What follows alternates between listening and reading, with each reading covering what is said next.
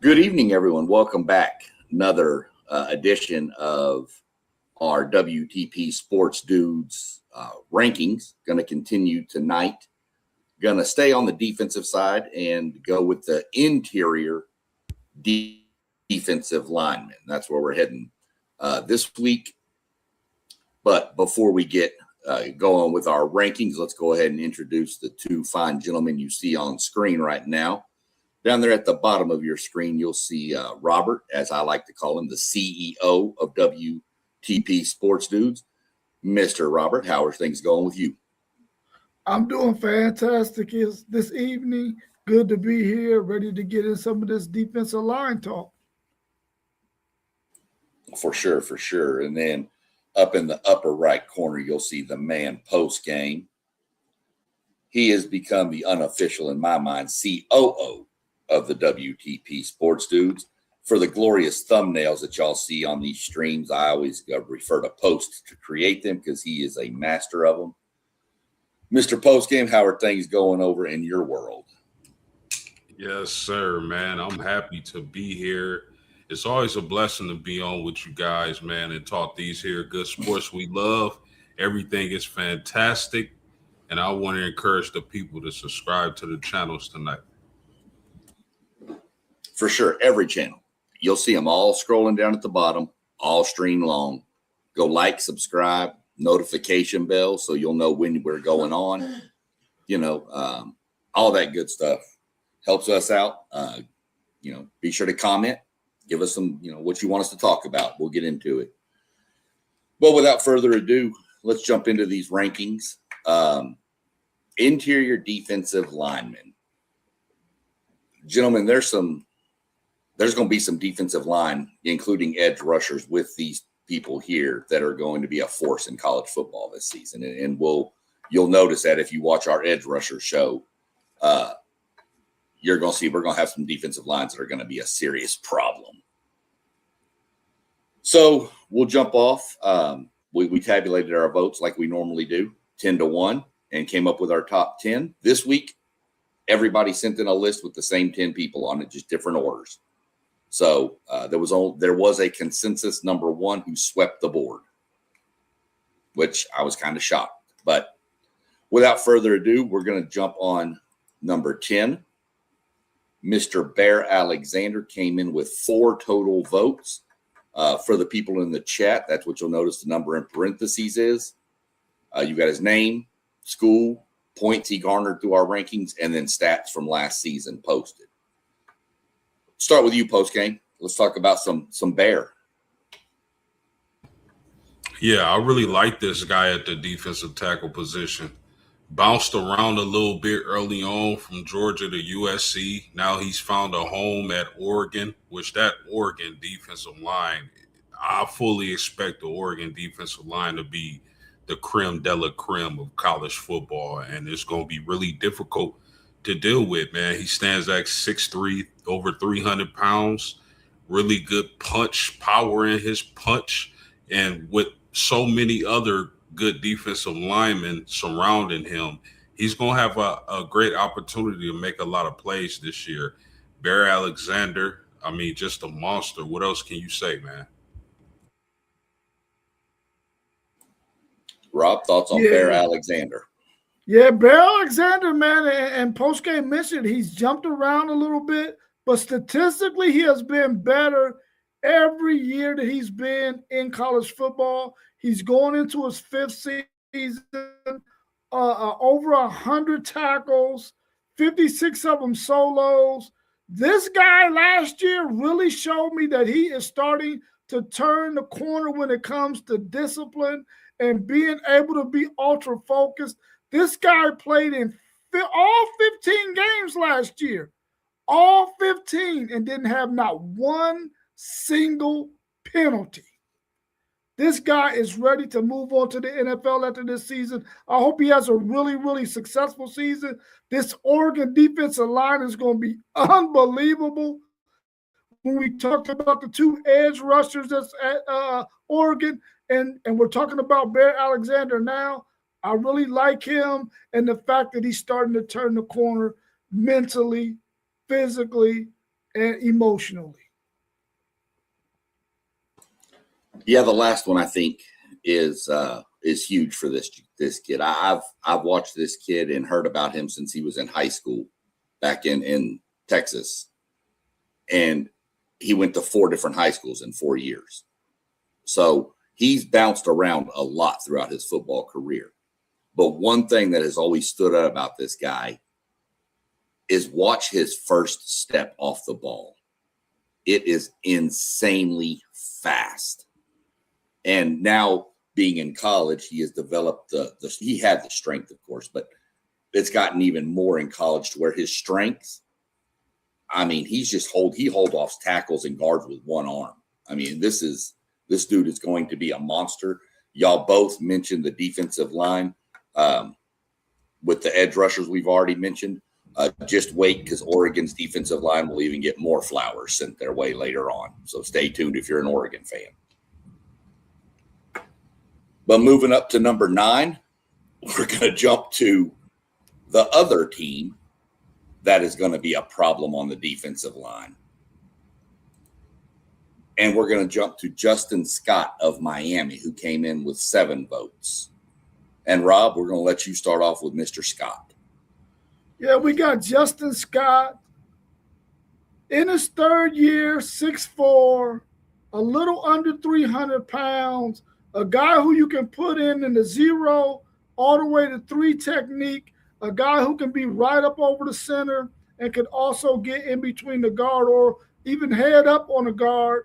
I really like the upside of this young man. He has a quick first step as well, can get off of blocks and can get in those creases and really push the pocket.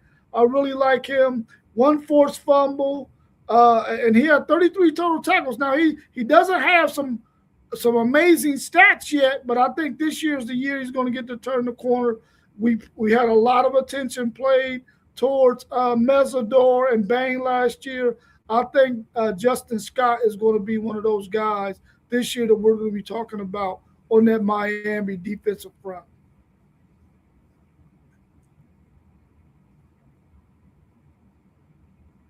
Postgame, go ahead and let you jump on. Yeah, this Justin Scott has always been interesting to me. Coming out of high school, out of St. Ignatius in Chicago, he was a 5-star recruit, a guy I know Notre Dame really wanted to commit, and I think Notre Dame made his final schools. The reason why he didn't come to Notre Dame was because he didn't want to go to a situation where he was the best. At the time, he would have been the best defensive tackle at Notre Dame. So he goes to Miami, where they got Jason Taylor as their defensive line coach, and he's in a really good situation. Explosive athlete that can run, chase down the runner, sideline to sideline, elite athleticism. This is a guy who can work his way into the first round of the NFL draft if he decides to go after this season. I expect him to make a lot of plays and be really disruptive. But a question I got to ask you guys, when you think about teams like Oregon, Texas Tech, Miami, would you rather have 2 elite defensive tackles or 2 elite edge rushers? For me, it has to be 2 elite edge rushers. I want. Can I have one of each, or do I have to choose 2? Which one would you rather start your team with? But I think I'm going to go interior, because you can find guys to get after the quarterback, but finding guys to plug holes up the middle in some of these run games can be a problem. So give me the 2 stud nose tackle defensive tackles.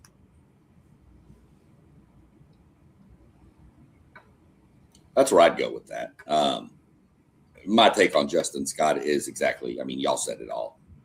Rob, you mentioned he doesn't have the high sack numbers of some of these people, but I think in the scheme of that defense, his job is to do what I said: plug the run, push the pocket, push the guard in the center back into the quarterback's face and make him go one way or the other to where one of those 2 bookends last year, Mesidor and Bain, are just sitting there waiting for him.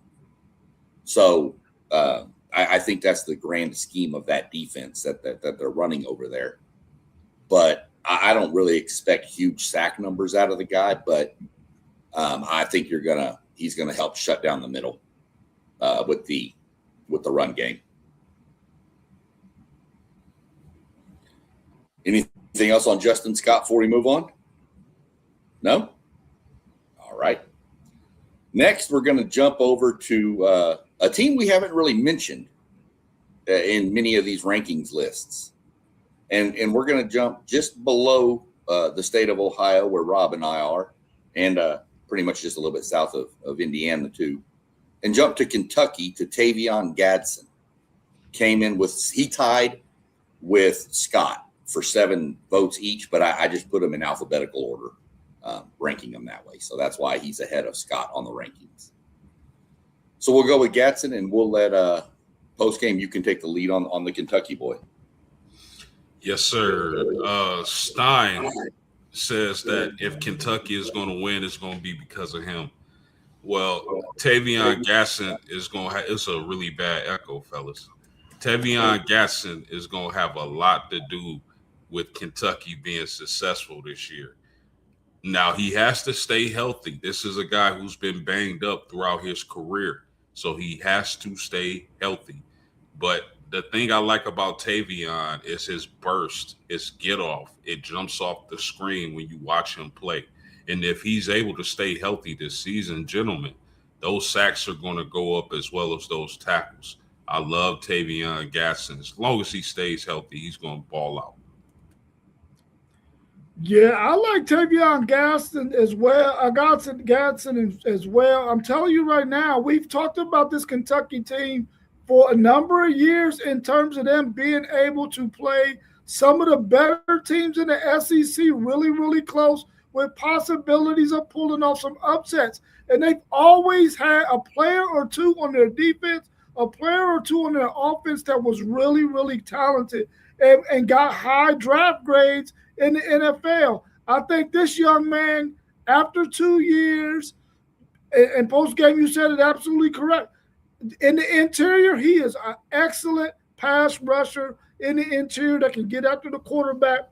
2 years, 29 total tackles, 16 solos, 3 sacks, 20 quarterback pressures. He's coming back from a major knee injury. And I think that once he gets all the way fully healthy, you're going to see this guy explode this year. And I'm really looking forward to watching Kentucky.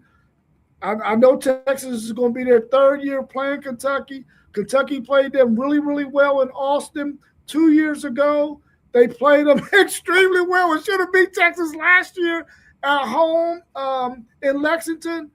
I'm looking forward to watching this young man ball out.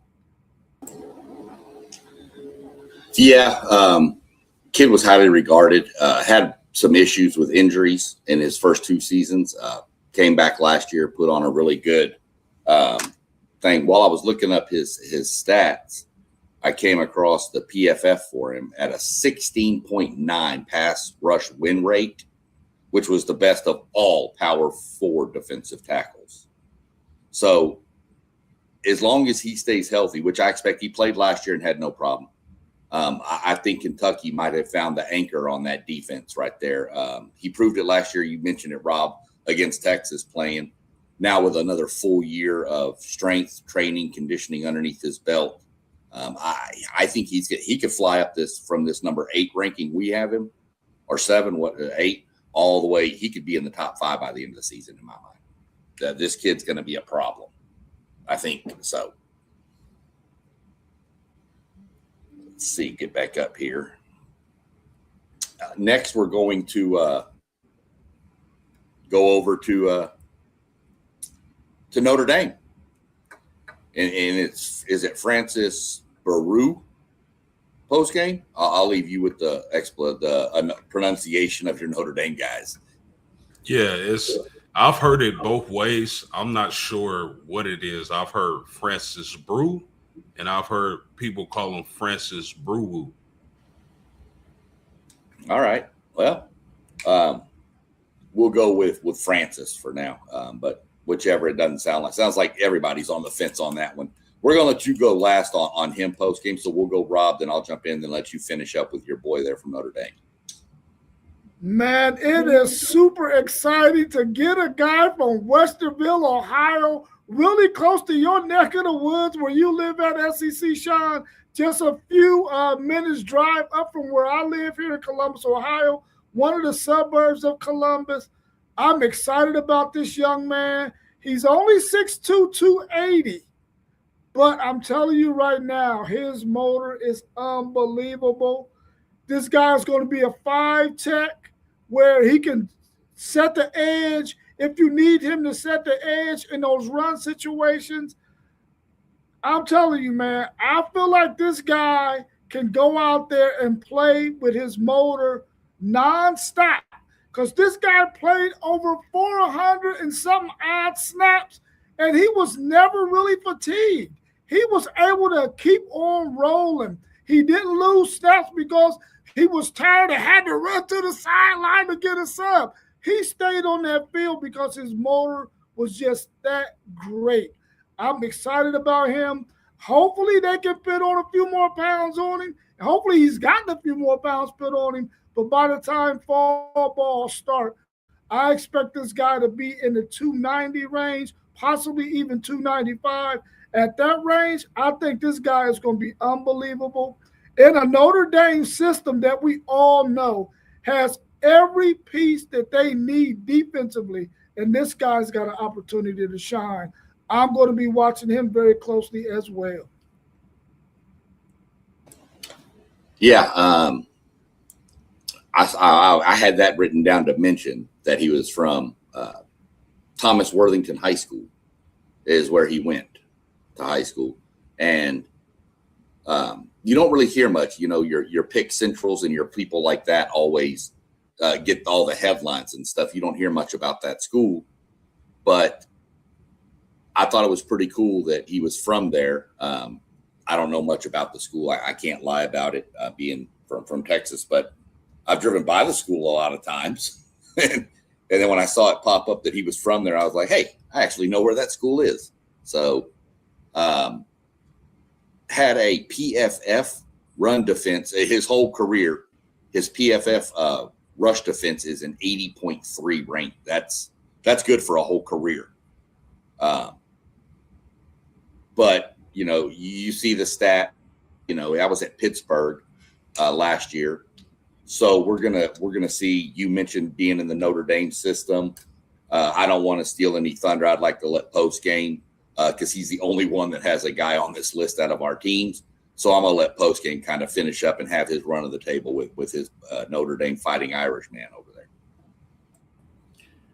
Yeah, I'm really excited about Francis Brew.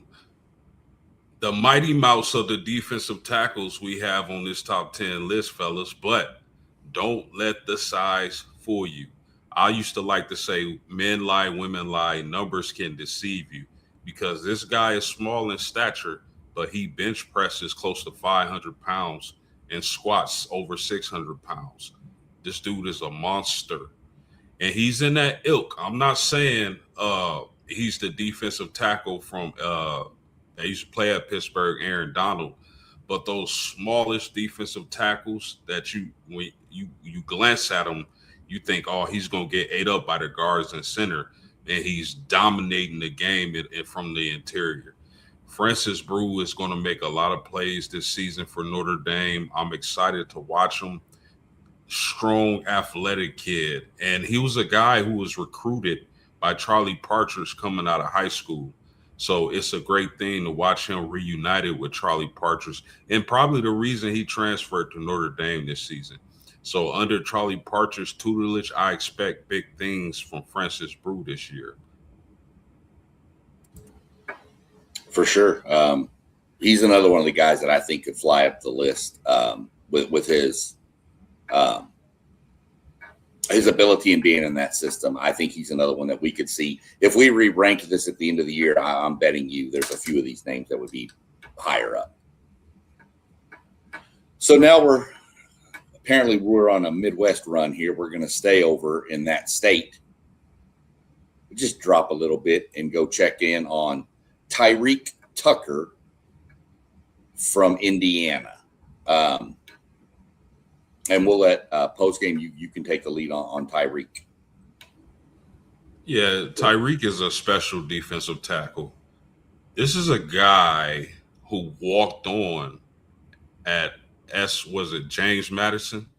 Yeah, this is a guy who walked on at James Madison, fellas, and then follows Kirk Cignetti to Indiana, and look at the numbers he's put up.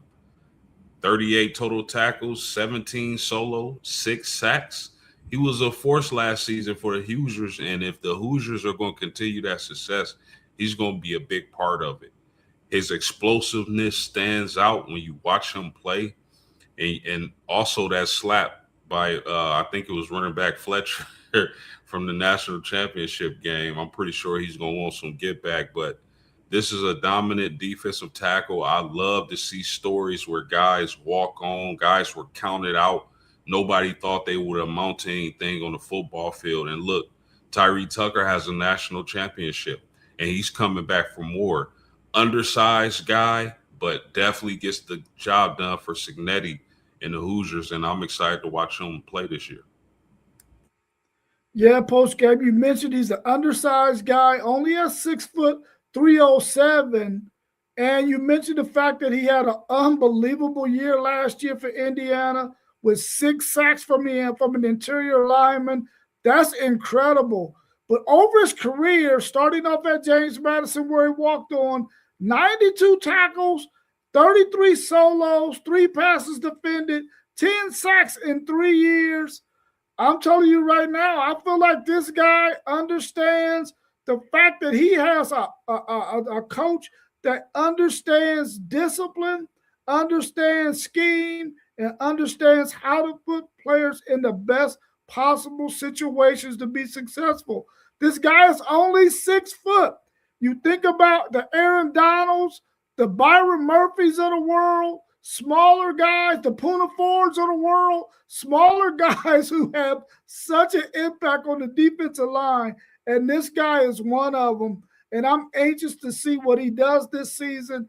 And I hope that his draft grade goes through the roof and he ends up at a team where he can go out there and have the kind of impact we seen him have last year at Indiana, a national championship Indiana. Yeah, James Madison transfer, smaller in stature, huge motor on this guy. I'm going to take the apology. I fat fingered the number. It's 7 sacks last year. So I apologize for that. They shouldn't put that 6, 7 next to each other. We don't do it. I did it. That's enough. But 7 sacks from the D line or D tackle was the most in power forward. His for a guy, and this is why I think this is crazy, coming from a smaller school of James Madison, his run defense grade in PFF over the past 2 years is 85.6, which is higher than anybody else that's on our top 10. He's the highest. And you start talking about stature and where he came from. Now you know that he has an extremely high motor. So I expect big things out of him. He obviously knows the system. Cignetti obviously trusts him. So I don't expect anything but big, huge numbers coming from this guy. So there's Tyreek Tucker. Next, I saw this mentioned in the comments down here. One of these comments, I got to find it again. Here it is.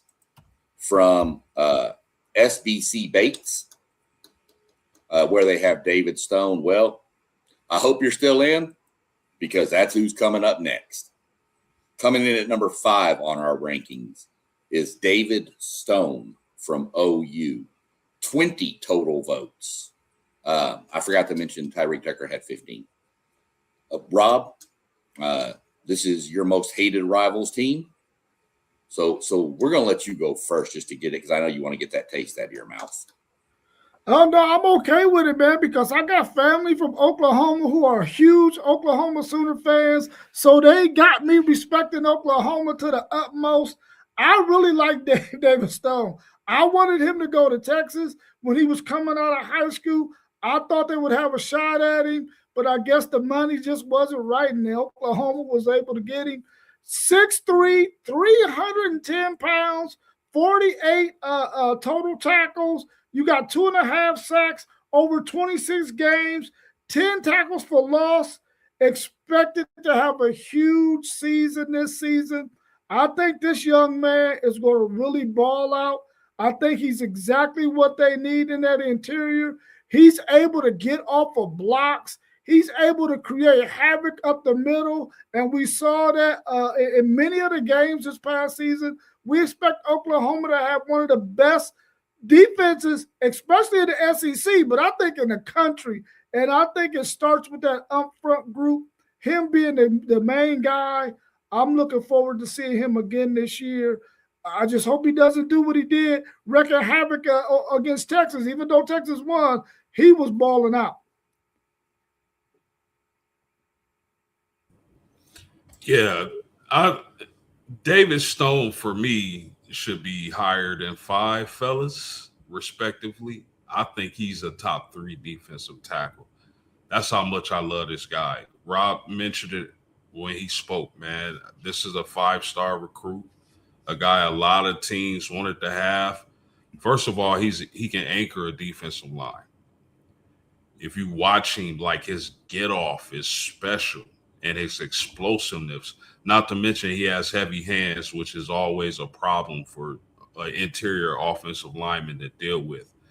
If he develops and he continues on this trajectory, this is a guy who can be the number 1 defensive tackle in the country when it's all said and done after the season. I really like David Stone, top 5. I would have liked him at top 3, but this is a guy, when you watch Oklahoma, you keep an eye on David Stone because you're going to see somebody anchoring a defensive line, and it's a beautiful thing to watch. That's exactly what he is. He's a big anchor in the center of, Rob, you mentioned it, one of what we expect to be the best defenses in the country. I mean, you see his numbers there. Those right there speak for himself. I feel that Oklahoma uses their DTs kind of in a Miami style. They're not really expected to sack quarterbacks. They're just there to plug the middle and let the linebackers flow. And that's what really you want your DTs to be. You think about all of the guys who play defensive line. 26 pressures he put on the quarterback for 26 pressures, was 15th out of all of those people. And he was tied for 7th with 27 defensive stops. You mentioned he was an anchor. 6'3", 310. That's a big boy in the middle. That's a dancing bear. Yeah, that's for sure. So I really like Stone. You did have him 3rd on your list post game. That, to be fair, when you said that, Rob and I both had him coming in at 5th. My top 5, I think I played with the order 3 or 4 times before I finally settled on it, moving people around. I had Stone at 1. I had Stone at 3. So I do. No, I think all these guys are worthy. That's for sure. Yeah, 100%. But yeah, he'll be the anchor on the front of that to control the run game and let everybody else kind of flow. So that's where we are with David Stone. Let's go back to South Florida, shall we? And we'll jump in with Ahmad Moten, back from last year. I really thought he was going to go in the draft, but he decided to come back. 21 total points for him. You see the stats there, and we'll let postgame lead off with Ahmad. Again, another elite defensive tackle for Miami, the U, under the tutelage of Jason Taylor, man. This is a guy who could have went to the draft, decided to come back to Miami. The things that stand out is his burst, his athleticism. This is a guy I can remember my coaches back in the day. Hands, hands, hands. This is a guy when you watch him, he uses his hands beautifully. And I think he's going to be a centerpiece for that Miami defensive line along with Justin Scott. I think they're going to be dominant. What you seen last year was two dominant edges. Now I think you'll see two dominant interior defensive linemen. So that if people think that Miami defensive line is going to fall off, which I mean, okay, they had 2 first-round picks at defensive end, but the talent they have down at the U, they can be just as good. And it starts in that interior with Ahmad Moulton. You see the stats, 31 tackles, 20 solo, 9 tackles for loss, 4.5 sacks. This is a guy who can move up this list as the season goes on. I really like Ahmad Moulton. Man, I think he's one of those classic examples of why NIL is becoming so prominent for some of these players in their decision making on whether or not to go to the NFL or stay for a 4th year. This young man decided to come back for a 4th year, where in his first 3 years, 51 tackles, 28 solos, 6 sacks, an INT, got great quickness with his big frame, really good on early rundowns. This guy is going to be one of those players who we know for Miami is going to force teams to have to throw the ball on third down, or even on second down if they're in 2nd and 9, 2nd and 8. This guy is going to be one of those players that I think Miami's going to be able to rely on, much like they were able to do with Ruben Bain and Mesidor last year. I agree with you post-game. Their interior is going to be the part of their defensive line that we really talk a lot about, because it's probably going to be the best unit out of those defensive linemen. I like him. I mean, 6'3", 325. That's a monster in the middle, man. And I think this guy understands how to use his leverage and how to separate between the center and the guard if he has to get some penetration, and understands how to get those tackles for loss. I'm excited about this young man, and I hope that everything pays off for him, staying another year so that he can have a really high draft grade going into next year's NFL draft. Let me ask you a question for you, Cook, Sean. Go ahead. Now, I asked y'all the question earlier, which one you would rather start a team with. If you're an offensive lineman, would you rather deal with elite pass rushers from the edge or elite, big, huge monsters in the middle? Which one would you rather see on game day? I'd rather see, believe it or not, even though I said I'd start my team with it, I'd rather see elite defensive tackles. Edge rushers with their athletic ability could put a major hurting on your quarterback with a full head of steam coming at him. So give me the 2 defensive tackles. Yeah, I'd rather go against 2 huge defensive tackles who are really, really good. I mean, if you go back to 2024, Texas versus Michigan, they had those 2 big defensive linemen in there, and Steve Sarkisian was able to scheme up some stuff to get them guys running sideline to sideline. And where did they end up in critical situations? On the sideline, because they was turners on get out, and then that's when Texas would run the ball at them. I'm telling you right now, when you got edge rushers, it's a nightmare, because if they get you in down in distances that are long, those edge rushers can really hurt your team. Now, those some interesting takes, and if y'all don't mind, because I've seen quarterbacks be able to climb the pocket and the OC kind of scheme against elite pass rushers. Well, one thing about Tom Brady's career, I know we talking about college football, but just walk with me. If you had an elite defensive tackle who can get pressure up the middle, that oftentimes gave Tom Brady a lot of trouble. So I ask because it's so fascinating to me. Like, what would you rather deal with?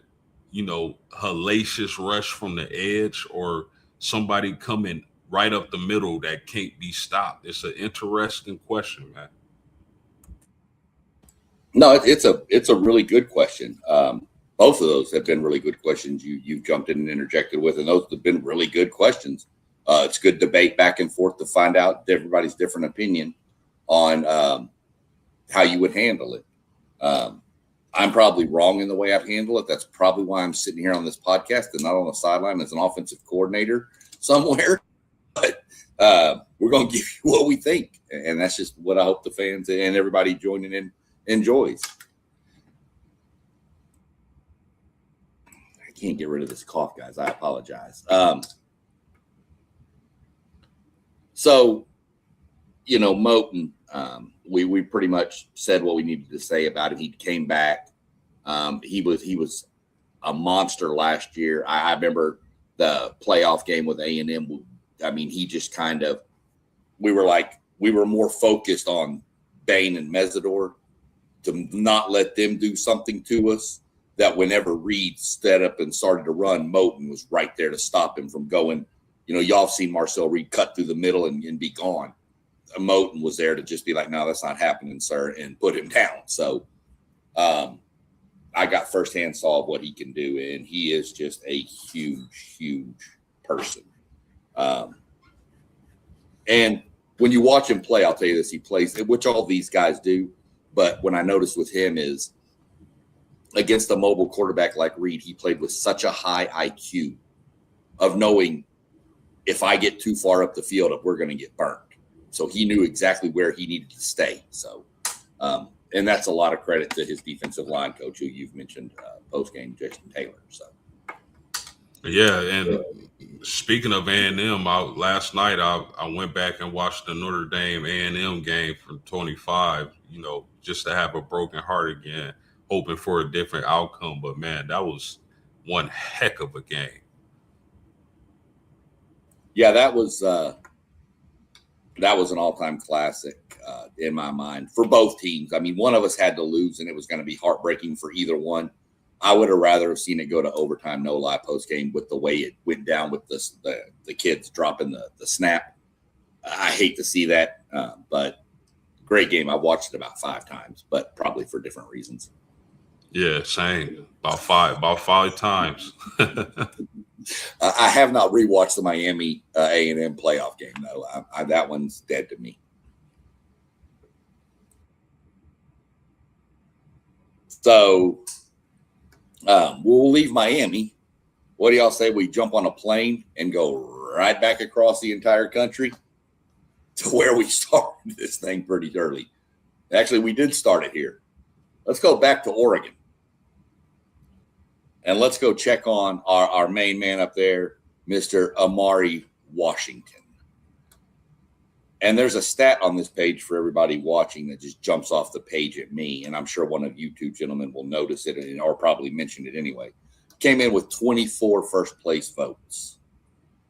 And let me see who went first. I think it's Rob's turn to jump on Amari first. Man, this is scary. You're thinking about Amari Washington at Oregon, 6'3", 330. He's a 3 technique in his 4th year, 45 tackles, 2 sacks, 37 games, 1,027 snaps. Good burst through the inside, good run support. Just imagine being an offensive lineman and you got a guy playing the 3 technique, and you got Bear Alexander on the other side of your center, possibly playing the 3 technique as well, both of them over your guards, and you have to decide who the center's going to help. He's going to have to help one of them, and I think the obvious choice is the guy who was 6'3", 330. But then you leave Bear Alexander one-on-one with a guard, man, he's going to be toast. I think this Oregon defensive line is going to be phenomenal. Amari Washington he's going to ball out. And I think the fact that he came back for a 4th year is for one reason and one reason only. And I think this team after they lost in that college football playoff, decided, listen, we are coming to run it back because we think we can win the national. And they're going to be one of those teams that I feel like are one of the best teams in the country. And I think they got a really good, legitimate chance to do it. And I think it starts up front with that defensive line they have. Yeah, great points, Rob. This is a guy where if football doesn't work out, which I'm hard pressed to believe it won't work out for this young man, Omari Washington from Oregon, he'll be a great bodyguard. I mean, his size just stands out to you. But here's the crazy part for me, and I'm gonna read this off to y'all. This man had a GPS tracking speed of near 20.9 miles per hour at 6'3", 330 pounds. Bruh, that is ridiculous craziness. Is he even a human at this point? And then add this to it, fellas, a 36-inch vertical leap. This is an awesome athlete. And the more we dive into these top 10 rankings, I'm just loving Oregon more and more and more. The athletes, the type of ball players they have, especially on the defensive line, I don't know how any team's going to deal with this. You got 4 elite defensive linemen at Oregon who's all going to be high draft picks and put up big numbers and make plays. But his size, his burst, being able to put offensive linemen on their behind in the run game and disrupt your running offense all stands out for Amari Washington. Just what more can you say? A hell of a football player and very intimidating. Yeah, you mentioned his speed post game. The stat I saw on him I was going to mention, his average speed chasing down defenders was 17 miles an hour. That's an average. That's insane for the size of that person. So, yeah, bodyguard for sure. He could definitely do that if this football thing does not work out, which I think this football thing is going to work out. I was flipping back a minute ago with our edge rusher list, just looking at this. You're looking at Tuioti, Mateo, whatever his line. Sorry about his Mateo. That's the 2 edge rushers, and then we've already had the 4 defensive linemen, pretty much in our top 10. And if you look at other rankings, they're pretty much in everybody else's top 10 too. So if you are an offensive lineman in the Big Ten, playing Oregon, you probably need to eat your Wheaties, tighten your belt straps up, tighten your shoes up, get some extra tape. Or you can take my angle and just like tweak a hamstring in practice and just call it good till the next week. Because these defensive linemen from Oregon are not a joke. But go ahead. I didn't mean to cut you off, but how would you attack this defensive line at Oregon? Like, what do you? I know they're in the Big Ten, so I know Notre Dame won't be seeing Oregon to the playoffs. Texas or A&M wouldn't be saying Oregon to the playoffs. What would your mindset as an offensive coordinator be attacking this defensive line? Because I can't think of any. Well, in my mind, you still have to try to run the ball. You have to try to keep them somewhat honest. But you're going to have to develop and use a lot of hitches, slants, bubbles, even some motion, hoping to kind of wear the defensive ends out a little bit. Jet sweeps, things like that. You're not going to have time to sit back in the pocket, 7-step drops. You're not going to have that time. You're going to have to 3-step, get the ball out. It's going to have to be all timing mode. Unless you have a superior offensive line, which even then, that much wear and tear getting beat on. So That's my theory as an OC is quick, short motions, little quick, short passing game. Yeah, for me, man, you gotta pray you got a dual threat quarterback, and you gotta have some play calling in your arsenal where you can go up tempo, and it gotta be the efficient kind of up tempo. It can't be the I'm going fast just to be going fast and you go 3 out. It can't be that. You got to be able to use tempo at the right time to keep them from being able to substitute and try to wear them down as much as you can, and hope that in the fourth quarter, your quarterback, who's a dual threat guy, can make some plays with his legs down the stretch. Of course, like SEC Sean said, you can't abandon the run. You got to continue to try to run that football. Even if it only gets you 2 yards here, 2 yards there, you still can't abandon it. But you got to have some kind of up-tempo offense in there where you force those guys to have to stay on the field and you going as quickly as you can, but it has to be efficient.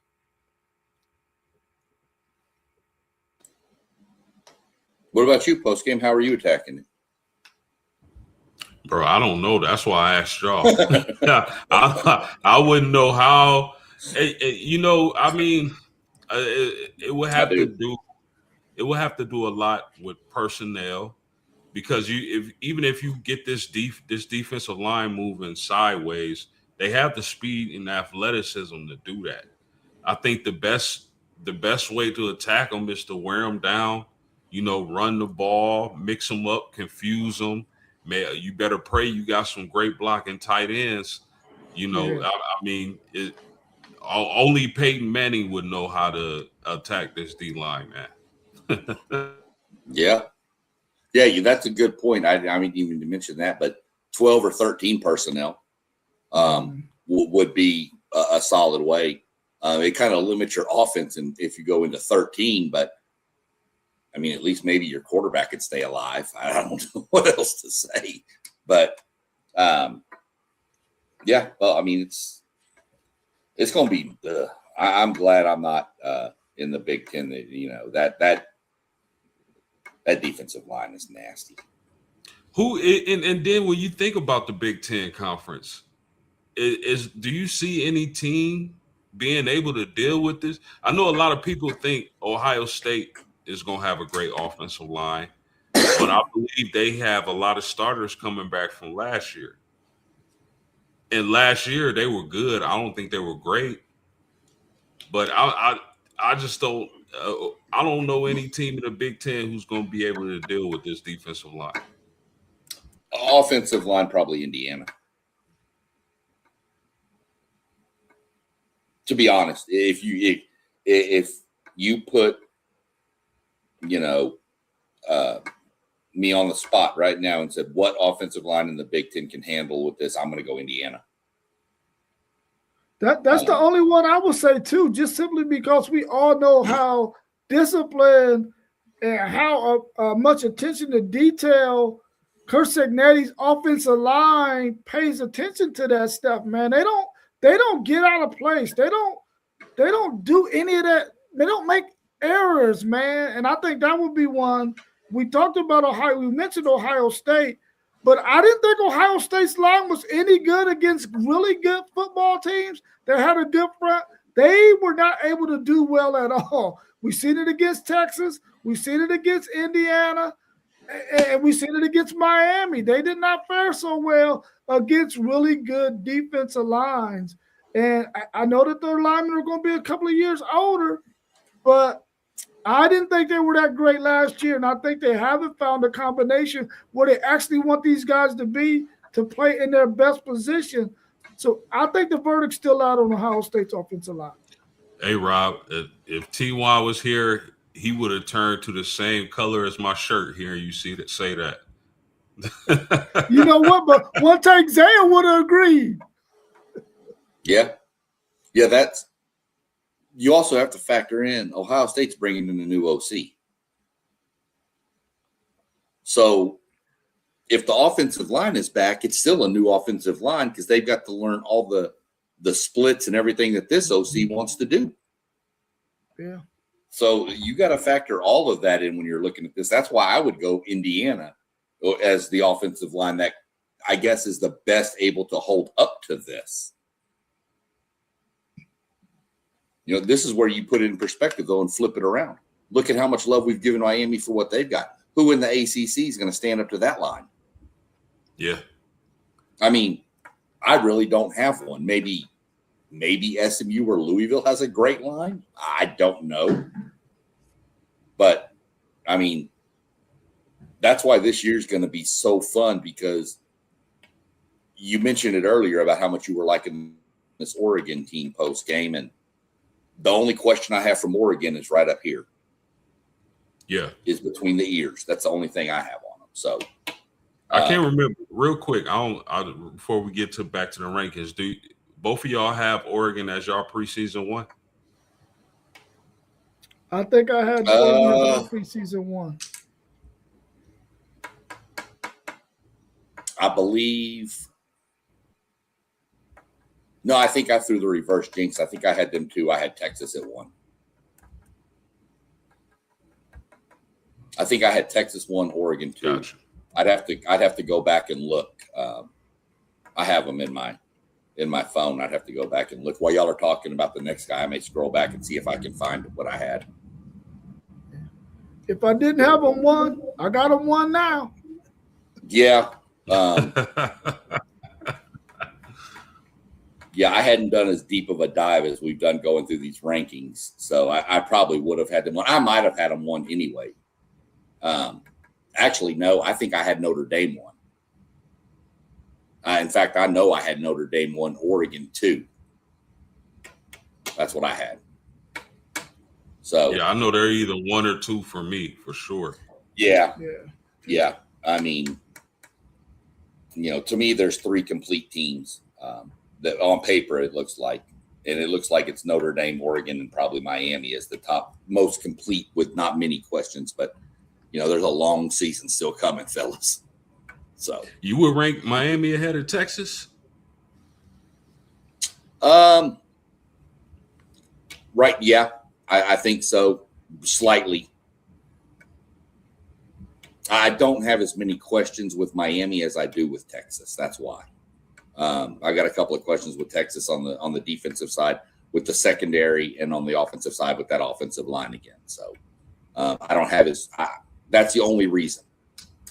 The top 6 or 8 teams we could probably make arguments for, but that's where I would have it right now. Sorry to all the Longhorn fans watching.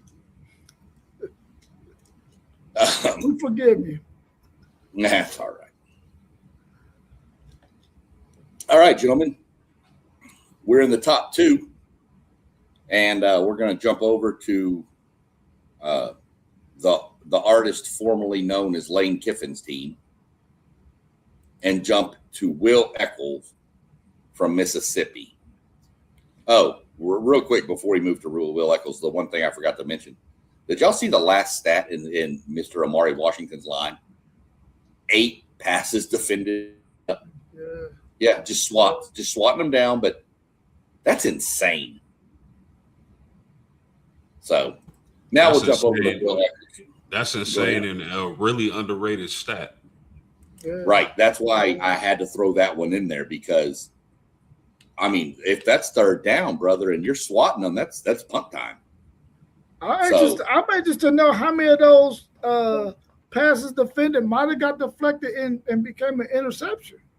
That's the one thing I couldn't track down. I did actually look for that while I was doing that, but there was no. I mean, I could have gone play by play for the whole season, but I wasn't doing that much. But yeah, even if they're not, though, you force a punt by knocking it down on 3rd down. It's just as good as a turnover sometimes, you know. So. Mm-hmm. But next we got Will Eccles from Mississippi State. 25 total points in our rankings. We're on a post game to jump this one off. Post game, you can lead off with Mr. Will. Yeah, Will Eccles, man, really an impressive defensive tackle. And here's the thing, ladies and gentlemen, he came into college as an offensive guard. moves to defensive tackle and becomes a nightmare for opposing offenses. I was really surprised, Sean and Rob, that this guy didn't follow Kiffin to LSU, but he stays at Mississippi. Explosive player. Watch his get off. As soon as that ball is snapped, he's moving. Really effective pass rusher. I believe he led the country in pressure rate and stops. That's unbelievable for a guy coming into college as an offensive guard. That just tells you how great of an athlete he is. I really like Will Elko. Would not be surprised if he's numero uno at the end of the season. Yeah, I like Will Echols too at Mississippi, 6'3", 310. Played 2 years, 77 tackles, 37 solos. This guy's a real serious pocket pusher.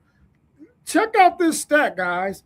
He logged 765 snaps in 15 games, 7 sacks, 6 passes defended.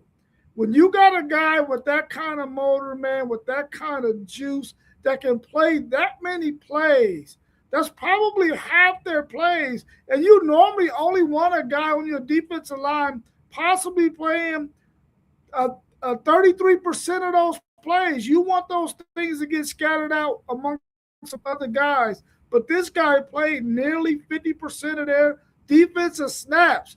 That's incredible for a defensive lineman to be able to log that kind of production, being out there on the field for that long. I think Will Echols, at the end of the day, he might be the number 1 defensive tackle coming off the board in the NFL draft if he decides to go to the NFL after his 3rd season, which the way NIL money is getting dropped nowadays, you don't know. But I think he's going to go to the NFL after this season, especially if he has one like he had last year. Yeah. You think about this. Over 1/3 of every tackle he made was behind the line of scrimmage. That's an insane rate. And I don't think I'm not saying they were like just 1 yard losses either. I think these were like 2, 3, 4, 5 yard, put teams behind the chain type plays. But that's still, I don't care if it is 1 yard. Over a third of your stops are tackled for losses from the defensive tackle position. 5, 6 passes defended. I mean, you mentioned it, Post. Offensive lineman turned into defensive nightmare, and you see that transition some with players going from offensive to defensive sides of the ball, especially linemen. But you asked the question, you really didn't why he wouldn't follow Kiffin, and the quick, easy answer I have for you is Pete Golding was the DC that really recruited him there. Yeah, facts. Good so point. That'd be my main reason for him staying there. I'm sure NIL had something to do with it. Don't get me wrong. But I mean, we know Kiffin is more of an offensive mind coach, him and Charlie Weiss Jr. So if the DC that recruited me is now the head coach and I flourished in his system, why not stay here? So I expect huge things from this kid this year. I don't see any way possible he doesn't go to the draft. I know Rob mentioned something about coming back. I just don't. I think you're talking a potential maybe top 10 pick in the NFL. Freakish athlete that you mentioned, the tackles over 2 years. You're talking 37 tackles over 2 years, or 37 solo tackles over 2 years. He had 32 last year alone.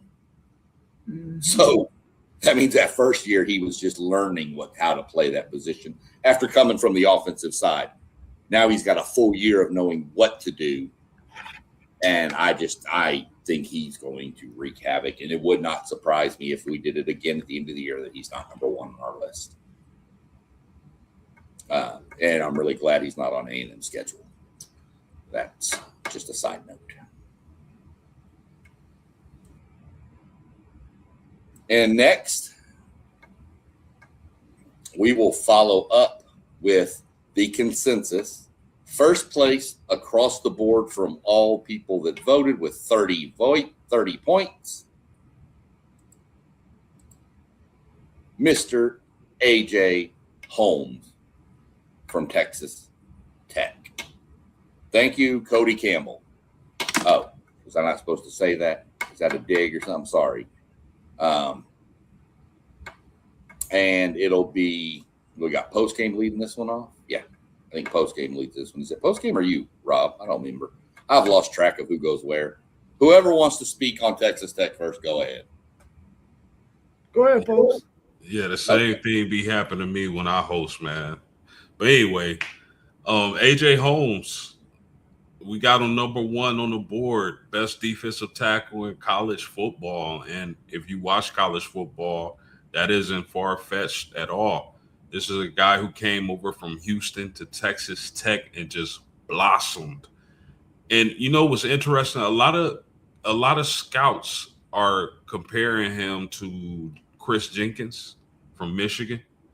Man, this is a dude who's really stout against the run, man. When I'm watching his tape, it's just like he has a nose for the ball, and he's able to stymie blockers and find the ball quickly.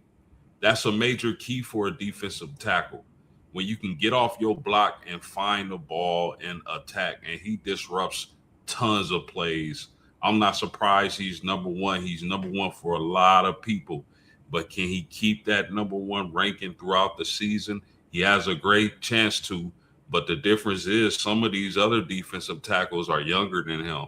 So it'll be an interesting watch. But just like Oregon, fellas, this Texas Tech, and people wonder why some people are still picking Tech to win the Big 12. Their defensive line is one of the major keys because I think they got the transfer from Wake Forest as well. But their defensive line is going to cause a lot of trouble this year.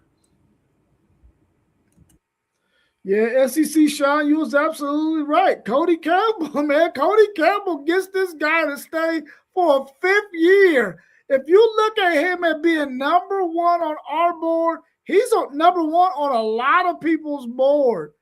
You know that this guy could have went on to the NFL, but Cody Campbell threw him that bag at Texas Tech, brought him back for a fifth year. But I think he's going to have an amazing year. Like you said, post-game, a guy who can get off of blocks and really disrupt the interior. This guy, 10 sacks over his career, 4 passes defended, 101 tackles. I think this guy and this Texas Tech team, I'm quite sure they're hearing the noise because ever since Brandon Sorsby was ruled ineligible and he wasn't going to be able to play, or he decided to go in the supplemental draft and all that, people were backing away from Texas Tech, and that added fuel to the fire because I think my man A.J. Holmes is going to go out there and ball out to let the country know, no, we don't need Brandon Sorsby to be all that because this defense is legit. Yeah. I mean, you know, you look at 88.1 grade as a run defender, which made him the most valuable interior defensive lineman in all of college football. I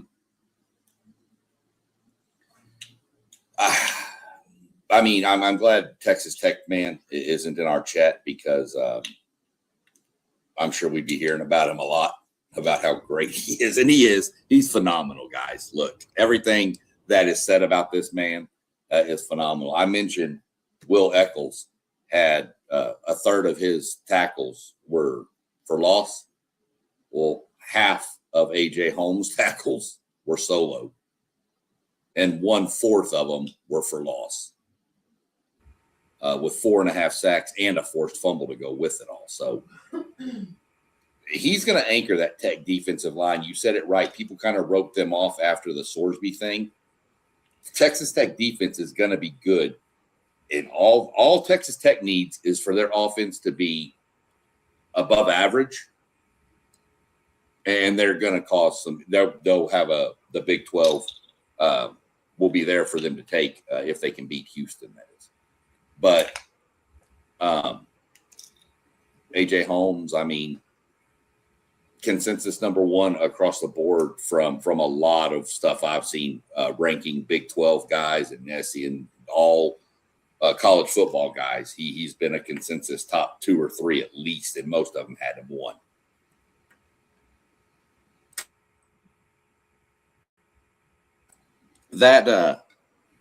That'll conclude our list. We did have a couple of names thrown into our chat earlier. I didn't have time to do any research on any of these, so if y'all know anything about them, that's fine.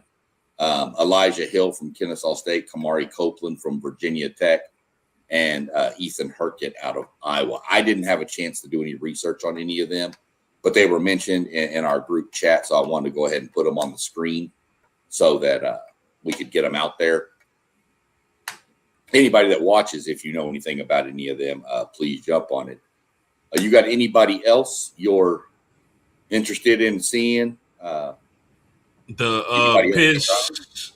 out to Penn State Sports Talk 2477. He was in our chat, he or she, I don't know, but they said I can't pronounce that. Yvonne Kamaju is crazy. And they said he's going to play a big part in the return back to the playoffs. Man, I've said this on multiple occasions, man, on our streams. The NFL, they got their work cut out for them this year. They got their work cut out for them every year. But this year, we've gone through several top 10 lists. And this one is no different than any of the other ones. But have you noticed that in this one we just did today, we didn't mention anybody from Texas A&M, anybody from Texas, anybody from Georgia, anybody from Alabama, anybody from Ohio State.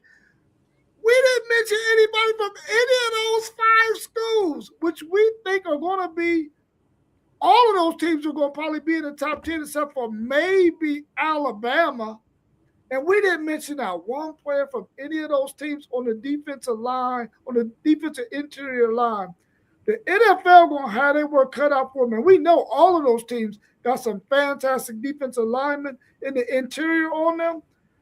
The NFL, I feel for you because you're going to have your work cut out for you because it's going to be so much freaking talent in this 2027 NFL draft. Yeah, that's a really great point, Rob. The depth at tons of positions are going to be crazy for this next NFL draft, and I expect defensive tackle to be one of them. And I mean the defensive lines, man, as a whole in college football, man, it's going to be interesting to go back when the season starts and see which defensive tackles shot out the board and those who fell down the board as the season progresses. So you mentioning that, Rob, the teams we didn't mention, your breakdown was 3 SEC, 3 Big 10, 2 ACC, 1 Big 12, and 1 independent, obviously with Notre Dame. So,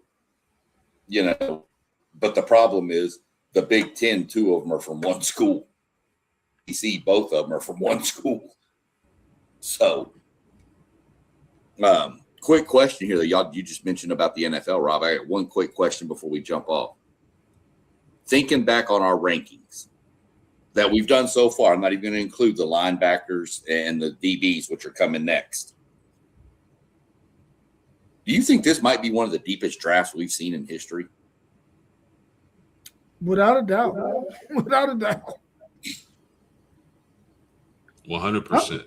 If you're an NFL player and you're playing in the NFL right now and you're on the back end of your career, You might want to tell your wife if you're married and your family, listen, daddy's coming home. Because you might not be on the team anymore, man. Man, we've talked about running backs, quarterbacks, line. We didn't really get into O-line men because it was just going to be way too difficult, I think. But just what we've gone through so far, I mean, that's just our rankings of top 10. You're talking, 60 people right there that could probably be in the top 60 of the draft, not counting the breakout stars that we don't even really know who we mentioned on another stream. So, yeah. Yeah, the depth at quarterback, wide receiver, defensive tackle, edge rusher, line, DB, it's going to be tremendous. 100%. We're going to do linebackers next week. Y'all want to split it while we're on stream? Do you want to split outside, inside, or you just want to do straight linebackers? I think we just do straight linebackers. Agreed. Yeah, I agree. And then DBs and safeties, we'll just do defensive backfields. Kind of go with that. I think that'll be the easiest. So that's what we'll go with. We'll get that out. What do you got coming up? Anything you're working on for Thursday post-game?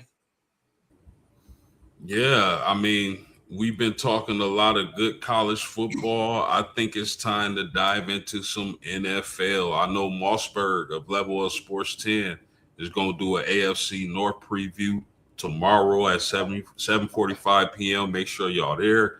I think Thursday we're going to dibble and dabble a little bit in the NFL. This weekend, Rob, I know there's a lot of people up here that'll be excited to hear what you've got going this weekend. Well, on Saturday, for sure, we're going to be tackling the preseason rankings for the Big Ten. And on Sunday, that's to be announced. So I'm going to do my best to jump on Thursday. I will not be on this weekend. I will be out of town. But I'll do my best to jump on Thursday. All right, for sure, man. I appreciate y'all. Yeah, appreciate y'all. Yeah, too. definitely. I appreciate y'all, your input, all the knowledge that y'all bring when we do these ranking shows, and start that prep work, because I think linebackers are going to be just as much trouble as these D-lines have been, fellas. Other than that, y'all have a good evening. Everybody in the chat, we appreciate you for joining. Again, go like and subscribe to all of our channels. You can find us on Patreon. You can also find us. We have a website, WTPSPORTSDUDES.com. Go there, drop your questions, comments, topics you want us to talk about. Let us know. We'll get on it. Other than that, gentlemen, have a good evening, and we will catch up on the next one. Peace.